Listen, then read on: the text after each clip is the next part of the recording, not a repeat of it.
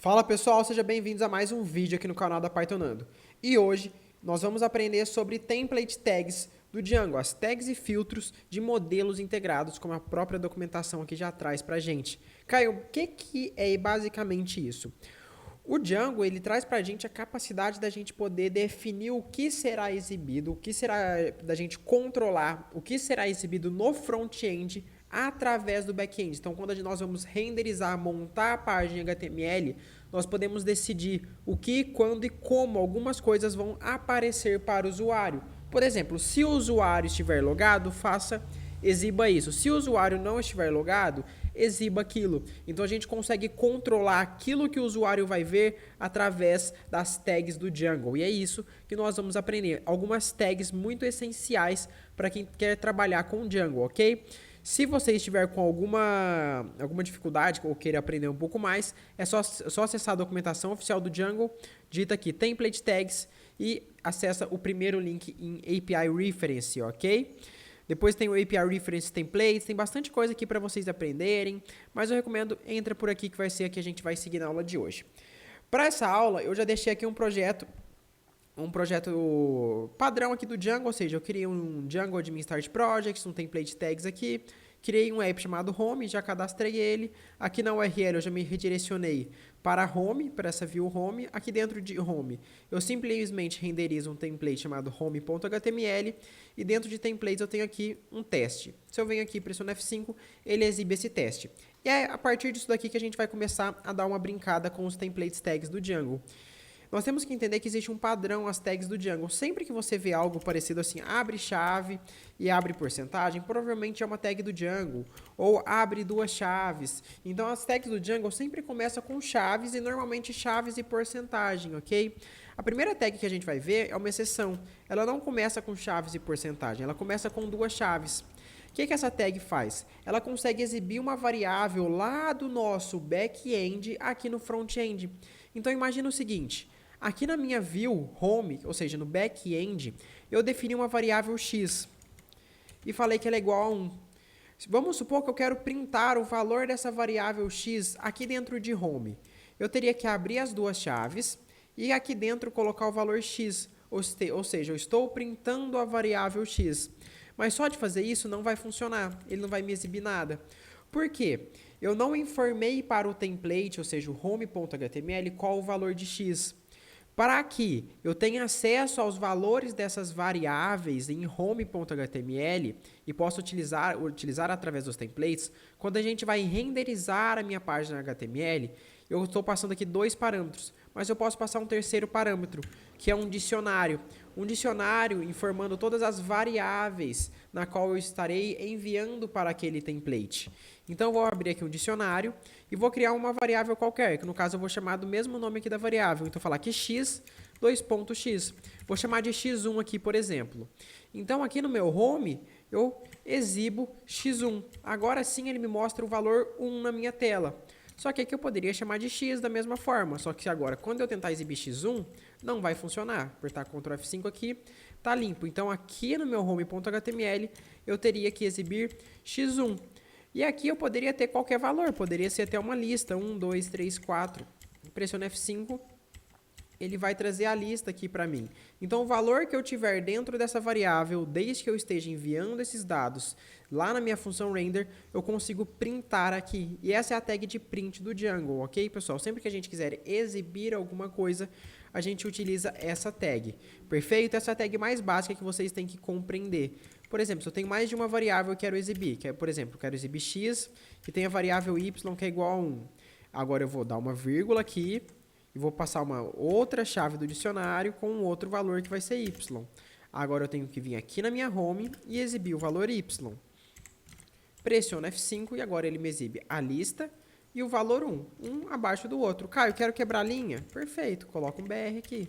Agora fica um abaixo do outro. Quero colocar isso daqui dentro de um H1. Tá tudo bem, não tem problema. Você pode fazer aquilo que você quiser. H1, fechou.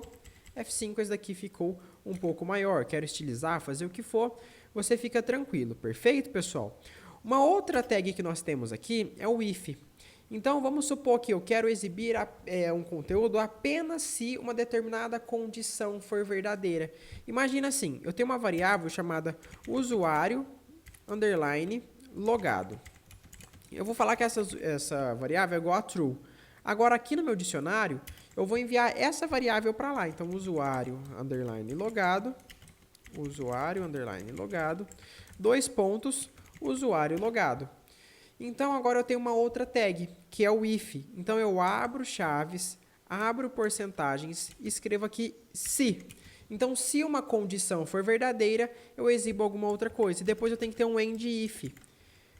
Abro aqui as porcentagens, end if. Perfeito. Agora, aqui eu posso colocar alguma condição. Por exemplo, eu quero verificar se usuário underline logado, for verdadeiro. Então, se isso daqui for true, ele vai exibir o que está dentro do if e do end if. Vamos fazer um teste aqui. H1 e H1. Eu escrevo aqui, você está logado. Pressionei F5, ele vai me mostrar você está logado. Por quê? Esse usuário logado aqui, ele é true, ele é verdadeiro, mas caso ele fosse false, ó, false, ele não vai me mostrar o você está logado, ele não me mostra nada. Porque ele não entrou dentro desse if, isso significa que tudo aquilo que está entre o if e o end if não será exibido. Aquilo que está fora vai ser exibido? Vai, normalmente. Perfeito? Mas, Caio, e se eu quisesse mostrar uma mensagem, por exemplo, você não está logado, como eu poderia fazer isso? Então, muito simples, segue a regra do Python. Se o usuário logado for true, exibe isso. Se não, ou seja, else, aí agora sim eu coloco um end if. End if. Aí aqui eu coloco você está deslogado. Deslogado. Pressionei F5, ele falou, você está deslogado. Se aqui na minha view eu troco para true, ele me mostra, você está logado. Perfeito, né, pessoal? Acho tranquilo. É bem parecido com o if do Python aqui mesmo. Aí a gente poderia colocar igual, por exemplo. Se o usuário logado foi igual a 10, igual a 10. E aqui eu poderia colocar aqui, em vez de true, colocar 10 aqui.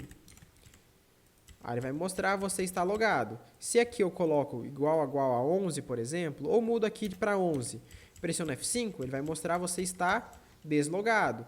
Então, a gente pode fazer as condições igual a gente está acostumado no Python. Tem até uma parte disso daqui só para o if. Ó. Deixa eu mostrar aqui para vocês na documentação. Ó. Então, aqui tem todo o if, elif, else, da mesma forma que a gente trabalha com o Python, bem tranquilo. A gente pode utilizar um end, um or, da mesma forma. Tem os operators, né? Então, temos lá o igual, o diferente, o menor o menor ou igual, o maior ou igual, o in, o not in, o is not. Ou seja, nós temos todos os operadores do Python que nós já conhecemos, nós podemos utilizar aqui dentro do if, lá no template tags, ok, pessoal? Agora eu vou criar aqui uma variável chamada nomes. Vai ser igual, e aqui eu vou passar lá, Caio, Marcos, João e Paulo.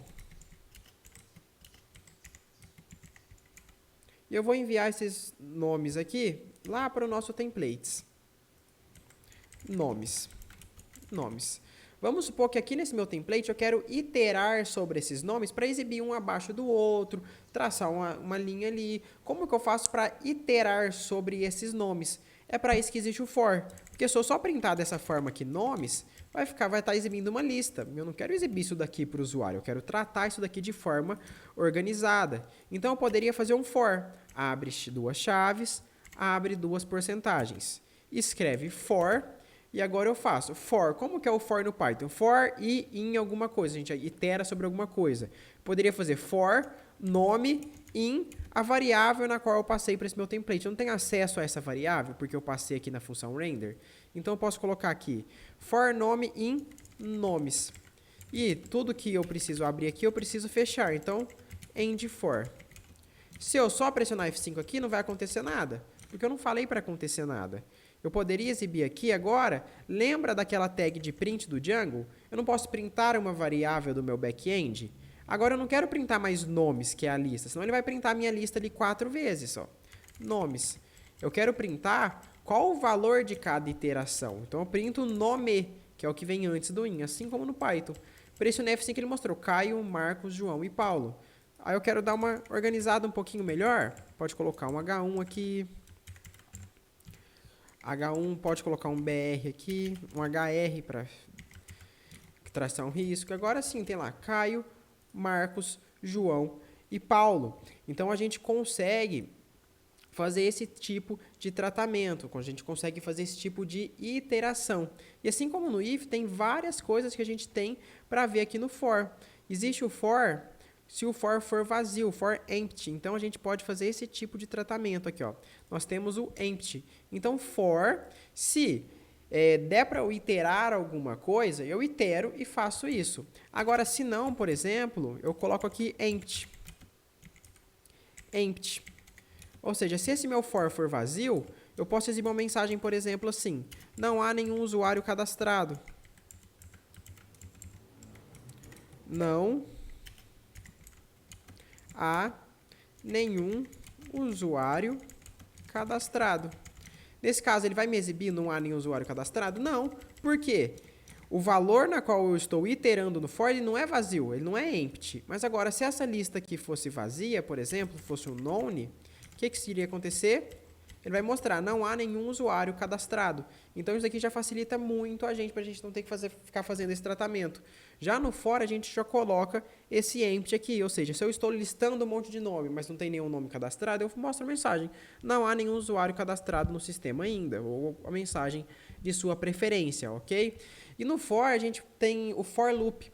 Então, a gente tem o for loop, por exemplo, eu poderia printar aqui, ó, for loop.counter. Vou pressionar F5 aqui. Cadê? É que esse for tá vazio, né? Então, ele vai cair no empty. Então, vou voltar aqui com a minha lista. 1, 2, 3 e 4. Pressiono F5.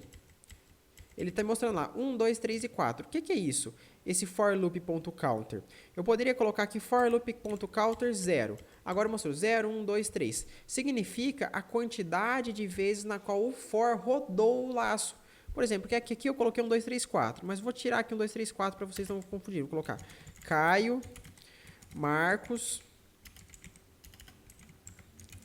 João e Paulo. Vou pressionar F5 e agora ele continua lá. 0, 1, 2, 3. Significa, em qual iteração do meu laço eu estou? Estou na interação 0, 1, 2, 3. Às vezes você quer saber em qual interação você está para fazer alguma condição, alguma coisa do tipo. Isso pode ser um pouco interessante. Existe algum tipo desses for loop que a gente pode encontrar aqui, como tem o for loop counter 0, tem o for loop first, for loop last, o for loop parent loop, por exemplo, o first. Esse first aqui, ele vai ser true se ele estiver na primeira passada do laço. Então, vamos fazer assim, ó. Colocar aqui for loop.first.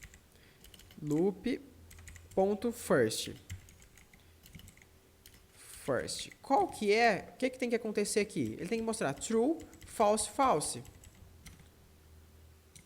O que eu fiz de errado? For loop.first, Ctrl F5. Tá correto. For loop.first. Vamos colocar aqui dentro de um if. Aqui. Aí a gente coloca se isso daqui for verdadeiro, Ctrl X. Aqui a gente coloca um end if. End if. Vamos supor que eu tenho uma mensagem para mostrar apenas na primeira passada do laço. Estou na primeira passada. E depois aí eu quero exibir os nomes normalmente. Então eu venho aqui e coloco nomes. Nome, na verdade, né? Nome. Pressiono F5 e aqui ele mostrou Caio, Marcos, João e Paulo. Aqui está faltando um R, por isso que estava dando errado. For loop.first, ele vai mostrar estou na primeira passada. E depois ele mostrou Caio, Marcos, João e Paulo. Por que ele não me mostrou esse estou na primeira passada 4 vezes? Porque esse for loop.first só será verdadeiro na primeira passada do laço. Se eu colocar o for loop.last, vai ser o contrário. Ele vai mostrar que estou na primeira passada, depois o Paulo. Porque só na última passada do laço que esse for loop será verdadeiro, ok? A gente poderia exibir somente ele aqui, ó. For loop.first. Vocês vão ver, ele mostrou true, depois Caio, depois false, depois Marcos, depois false, depois João, depois false, depois Paulo. Então ele só ficou true antes do Caio ali, ou seja, na primeira passada do laço. Então tem várias coisinhas aqui, eu não vou ficar passando todos, porque senão essa aula ficaria muito grande, tá? Mas tem várias coisinhas aqui pra gente dar uma lida e pra vocês darem uma lida e aprender um pouquinho mais. Eu recomendo que vocês deem uma lida nessa toda essa documentação aqui, que é muito importante, tem bastante coisas pra vocês aprenderem, if changed, include, que é basicamente pra você incluir algo de outro template HTML. Depois nós temos o load, né, que é pra você carregar alguma coisa. Mas aqui tem uma outra coisa que eu quero mostrar para vocês nessa aula ainda, que é o cycle. Deixa eu só encontrar ele aqui para mostrar para vocês. O cycle ele vai criar basicamente um ciclo. Aqui, ó. O cycle. Ele vai criar um ciclo. Então, deixa eu só vir aqui. Eu vou colocar esse cycle dentro de um for. Deixa eu só limpar esse for aqui um pouco. Vou colocar aqui end for. O cycle ele vai fazer uma sequência para a gente, um ciclo, na qual ele vai passar por todas as opções que eu coloquei aqui e quando chegar no fim ele volta para a primeira, como se fosse um círculo mesmo, como se fosse uma roda. Então ele vai indo, vai indo, vai indo, vai indo, chegou na última, ele volta para a primeira. Então isso daqui é como se fosse colocado em círculo. Vamos supor, esse meu for vai rodar 4 vezes e ele tem um ciclo aqui de dois valores, RAW1 e RAW2. Então, ele vai mostrar RAW1, RAW2. Chegou no RAW2, ele volta para o primeiro, que é o RAW1. Então, ele mostra RAW1, RAW2, RAW1, RAW2. Vamos ver o que vai acontecer? Pressiona F5, ele mostrou RAW1, RAW2, RAW1, RAW2. Porque esse meu for está rodando 4 vezes, ou seja, a quantidade de nomes que eu tenho aqui. Vamos supor que eu colocasse mais valores aqui nessa lista. O que iria acontecer? Ele ia mostrar RAW1, RAW2, RAW1, RAW2, RAW1, RAW2, RAW1, RAW2. Perfeito? Cara, se eu tivesse mais uma, se eu quisesse colocar mais uma opção aqui, eu poderia. RAW3, por exemplo, poderia. Agora ele ia ciclar entre RAW1, RAW2 e RAW3. RAW1, RAW2, RAW3, RAW1, RAW2. Acabou? Acabou, tem problema, termina ali no meio. Se tivesse mais um, ele pararia no 3. Se tivesse mais um, ele voltaria para o 1 de novo. Então, isso aqui é muito importante quando a gente quer criar alguns ciclos dentro do nosso for, que sempre vai se repetir. Quando chega no último, ele volta para o primeiro. Ok? Isso daqui é algo muito utilizado no dia a dia, esse cycle.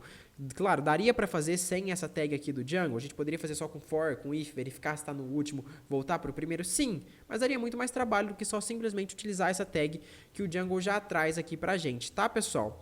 Eu vou finalizar essa aula por aqui, já deu mais de 15 minutos de aula, mas assim, se vocês tiverem interesse em aprender mais tags do Django, porque existem muitas tags aqui nativas do Django, a gente poderia ficar aqui por 3, 4, 5 horas só falando sobre essas tags aqui, o if, uma tag muito interessante, aí tem alguns filtros do Django, né, que a gente não falou sobre filtros nessa aula aqui, falar sobre datas, então tem bastante coisa que a gente pode conversar nessa questão de templates. Se vocês tiverem interesse, só comentar aqui, que eu sempre que vocês comentam eu estou trazendo mais dessa questão, tá, pessoal? Eu só quero dar um aviso para vocês que exatamente hoje faltam 6 dias para a PyS Tech Week 2.0, que é o evento 100% online e gratuito que vai acontecer do dia 10 a 16 de janeiro, onde nós vamos desenvolver do absoluto zero uma aplicação completa utilizando a linguagem Python e o framework Django. Então, se você não se inscreveu ainda por algum motivo, primeiro link na descrição, não deixa de participar, ok, pessoal? Então é isso, eu agradeço a paciência e presença de todos vocês e um abraço.